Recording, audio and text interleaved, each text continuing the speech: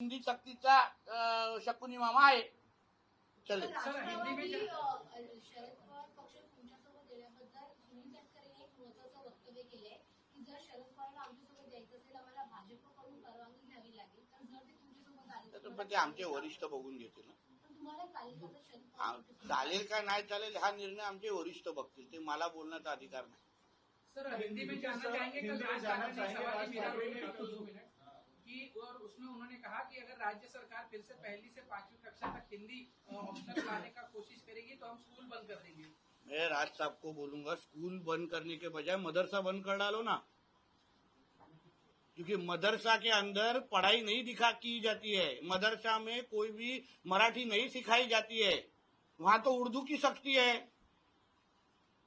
और मदरसाओं में सच्ची में पढ़ाई की जाती है कि उसके अंदर आतंकवादी बनने के लिए सब पढ़ाई उसको सिखाया जाता है। कुछ महीनों पहले बुल्डाना के मदरसा में यमन के नागरिक मिले थे अपने को, सरकार को। बहुत मदरसाओं के अंदर तलवारें मिलती हैं, जिलेटिन की काड़ियां मिलती है। तो हमारे हिंदुओं की स्कूल बंद करने के बजाय ये जिहादों के माध्यम से चलाने वाले ये मदरसा को बंद करना चाहिए ना, कि वहां की कोई भी मराठी नहीं सिखाता। वहां तो हिंदुओं को कैसा खत्म करना है वो पढ़ाया जाता है अंदर।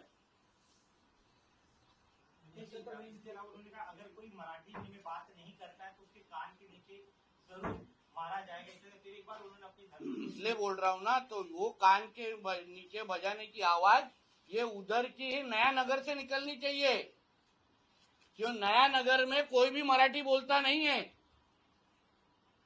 वहां तो डॉक्टर बाबा साहेब अम्बेडकर जी का संविधान भी मानने वाले लोग नहीं, उनको शरिया कानून उधर लागू करना है।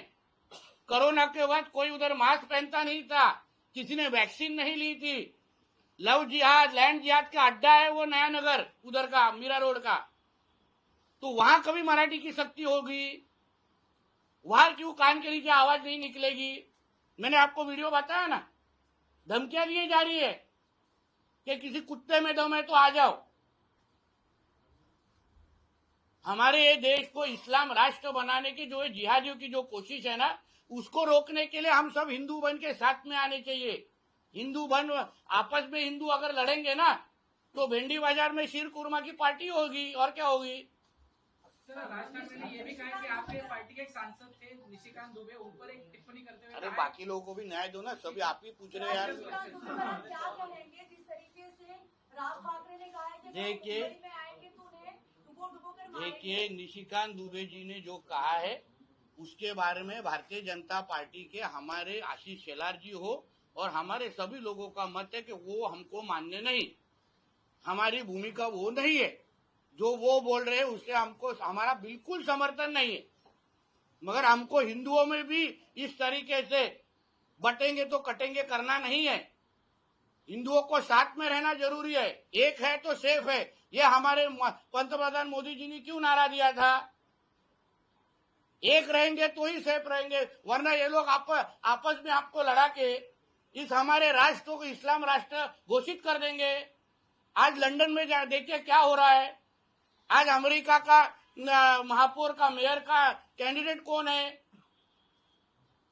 तो आज अगर हम लोग सतर्क होंगे नहीं और कल अगर उद्धव ठाकरे का विचार सोच का अगर महापौर इधर बैठ गया तो जैसे उनके सांसद चुन के आए थे और उसके बाद जैसे पाकिस्तान के झंडे लहराए गए थे, सरतन से जुदा और अल्लाह अकबर के नारे दिए गए थे, वैसे ही मुंबई महापालिका का महापौर कल कोई अब्दुल या शेख बनेगा तो यहाँ मुंबई के हिंदू सेफ होंगे क्या, या हमारे मछुआरे सेफ होंगे क्या। तो इस बारे में हम लोग को सोचना चाहिए। राज ठाकरे ने अपने कार्यकर्ता को कहा है कि जिसे मराठी नहीं आएगा आप उसे मार सकते हैं। खुला समर्थन वो अपने कार्यकर्ताओं को कर रहे हैं। इसको किस तरीके से देखिए हमारी सरकार राज्यों में है, लॉ एंड ऑर्डर पूरा हमारे कंट्रोल में है। हमारे देवेंद्र फडणवीस जी के नेतृत्व के नीचे ये सरकार है। कोई भी किसी को ऐसे मारेगा और कोई हम चुप बैठेंगे ऐसा कहीं भी लिखा नहीं है। आजमाना है क्या तो आजमाओ, कोई प्रॉब्लम नहीं है। मगर हम किसी को इस तरीके से और हम तो बार बार बोले हिंदुत्ववादी सोच की सरकार है। हिंदू समाज ने हमको चुन के इधर बिठाया। इधर आज मैं आमदार मंत्री है ना, वो हिंदुओं की वजह से हूँ। तो कोई हिंदू के तरफ अगर तेरी नजर से देखता होगा ना तो हम नहीं छोड़ेंगे। और मैं तो आगे जाके इतना भी कहूंगा, जो मुंबई में रहने वाले, महाराष्ट्र में रहने वाले जो मराठी लोग हैं, उनको भी ये पसंद नहीं है कि हिंदुओं को बांटा जा रहा है। बांटे कटेंगे तो बटेंगे के ब्रांड एम्बेसडर है क्या ये ठाकरे बंधु दोनों? तो इस तरीके से हम लोग होने नहीं देंगे। आप एक तरफ कह रहे हैं कि इस तरह की घटनाओं को बर्दाश्त नहीं किया जाएगा, सरकार हिंदुत्ववादी है और कानून अपना काम करेगा, लेकिन ऐसी घटनाएं बार बार बढ़ रही हैं सर। अलग अलग जगहों पर अलग अलग तरीके से टारगेट किया जा रहा है और उन्हें जो है सबके सामने ह्यूमिलिएट किया जा रहा है और कार्रवाई के नाम पे केवल FIR दर्ज हो रही है। आपको नहीं लगता है केवल खानापूर्ति जैसी कोई चीज हो रही है कि कोई एक स्ट्रॉन्ग अगर एक्शन हो तो भी इस तरीके की चीजें बंद हो? ये सारी पुलिस स्टेशन के अंदर, लॉकअप के अंदर क्या क्या होता है वो सारी इंफॉर्मेशन तो मीडिया के पास नहीं पहुंचती ना। तो उनको जो सबक सिखाना है ना वो हमारी पुलिस अच्छी तरह से सिखा रही है। आपको मैं विश्वास देता हूँ, हिंदू समाज को विश्वास देता हूँ कि सरकार ये आप लोग के साथ है। कोई भी इस तरीके की घटना घटती होगी तो हमारे मुख्यमंत्री जी ने स्ट्रिक्ट इंस्ट्रक्शन दिया है कि कड़ी की कड़ी सजा दो उनको। कोई भी कार्रवाई से छूट नहीं पाएगा अगर कोई हिंदुओं के ऊपर हाथ उठाएगा तो। चुने हुए प्रतिनिधि है, अगर इस तरह से जनप्रतिनिधि को सरेआम मारने की धमकी, पीटने की धमकी अगर एक नेता दे रहे हैं तो क्या सरकार उस पर कार्रवाई करेगी? मामला दर्ज करेगी राज ठाकरे पर? देखिए, अभी वो सरकार के प्रमुख बन के उसके ऊपर जरूर निर्णय लिया जाएगा कि कोई किसी को इस तरीके से धमकी दे के ऐसी छुट्टी की, आखिर में वो चुन के आए हुए सांसद है उसके बारे में हमारी सरकार निर्णय जरूर लेगी। रानी से जिस प्रकार से मुखपत्र सामना में इलेक्शन कमीशन को पत्थर कहा जाता है कि ठाकरे ब्रदर्स को खत्म करने की साजिश रची जा रही है। मुखपत्र सामना में जिस प्रकार से उद्धव ठाकरे इंटरव्यू छोटा कैसे? देखिए, ऐसा है कि फिर यही इलेक्शन कमीशन के बारे में बुरी बात लोकसभा के रिजल्ट के बाद क्यों नहीं बताई गई? क्योंकि तुम्हारे सांसद चुन के आए इसलिए। तभी तो तुमको इलेक्शन कमीशन से तो बहुत प्यार था कि डेमोक्रेसी जिंदा है, या है क्या है। बड़े बड़े उनके सांसद सब चुन के आने के बाद हरे झंडे क्या लहराए है, पाकिस्तान जिंदाबाद क्या बोले, तभी सब चालू था। फिर अभी जाके तुमको इलेक्शन कमीशन क्यों बुरा लग रहा है? क्योंकि तुम्हारे विधायक चुन के नहीं आए इसलिए। तो ये जो ढोंगीपना जो है ना, ढोकला जो का आप बोलते, वो लोगों को मालूम है। आपको किसी मुस्लिम संगठन ने तुरंत की मराठी कॉपी दी है क्या? आपको किसी मुस्लिम संगठन ने? किसी ने नहीं भेजी अभी तक। नहीं, अभी तक तो ऐसे भेजी नहीं है। और एक मेरे लिए अलग से छापी रहेगी तो फिर वो अलग बात है। उधर कुछ मराठी बिरेटी में कुछ नहीं होता। तो मेरे पास कोई भेजा ही नहीं है अभी तक कुछ। राहुल गांधी कहते हैं कि आरएसएस जैसे पार्टी नेताओं, जो लीडर वरिष्ठ नेता है आरएसएस में, उनके पास किसी प्रकार का दिल नहीं है, भावना नहीं है उनके पास। कैसे देखते? राहुल गांधी ने अपनी खुद की पार्टी संभालनी चाहिए, खुद का घर संभालना चाहिए। खुद के घर में आग लगी है, दूसरों के घर में झांक के उसको कुछ मिलने नहीं वाला है। खुद की पार्टी आहिस्ता आहिस्ता खत्म होती जा रही है, अस्तित्व खत्म हो जा रहा है उनके नेतृत्व के वजह से।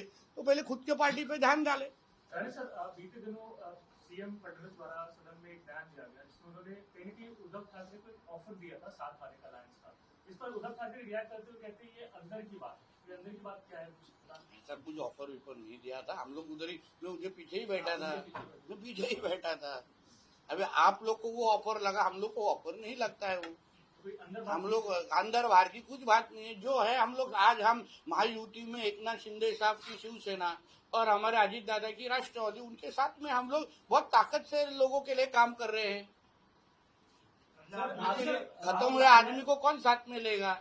आज के इंटरव्यू में जो सामना में इंटरव्यू छपा है उसमें ये कहा जा रहा है कि जो बिहार में SIR किया जा रहा है, चुनाव आयोग एक तरह से हिंदुओं के जरिए NRC ही करने की कोशिश कर रही है।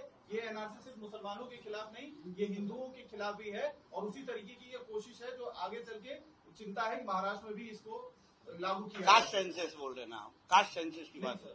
SIR वोटिंग लिस्ट में जो वहाँ पर बिहार में किया है चुनाव आयोग के द्वारा, वो बारे में मैं इन्फॉर्मेशन लूंगा और फिर ही बात करूंगा। इसके बारे में इन्फॉर्मेशन। रामपुर का नाम चेंज किया गया, ईश्वरपुर। आपने भी वहाँ पर रैली निकाली थी, आप इसके अलावा भी कोई अन्य शहर है, गांव है जहाँ वो मांग हमारे डॉक्टर हेगड़ेवार जी की थी। उसके बाद बाला साहब ठाकरे जी ने भी वही मांग आगे लेके गए थे। और आज हमारी हिंदुत्ववादी सरकार ने जो वो सभी लोगों की, वहाँ की लोगों की इच्छा थी कि उसको इस्लामपुर बदल के उसको ईश्वरपुर किया जाए, उस तरीके का निर्णय हमारे सरकार ने ले लिया है। खुलताबाद की भी नाम चेंज करने की मांग तो मुझे लगता है कि हिंदू राष्ट्र में सब हिंदू ही नाम होना चाहिए ना। हम पाकिस्तान में बोलते हैं क्या सिद्धिविनायक मार्ग लगा उधर कुछ नाम ऐसा रखेंगे क्या? राम मंदिर मार्ग ऐसा उधर एक नाम दे दो, चलेगा क्या पाकिस्तान में, इलाहाबाद में? तो फिर हम हमारे हिंदू राष्ट्र में क्यों रखे उसको? सर आलमगीर औरंगजेब का जो एक बोर्ड लगा हुआ है खुलताबाद में उसके कब्र के बाहर, वो हटाने की भी मांग आपकी सरकार से की गई है। वो कार्रवाई कब हो सकती है सर? क्या उस पर भी एक्शन होगा? देखिए ऐसा है, कार्रवाई कोई भी करना है वो तो आपको बता के नहीं करेंगे, क्योंकि फिर आपके वजह से कार्रवाई रुक जाएगी।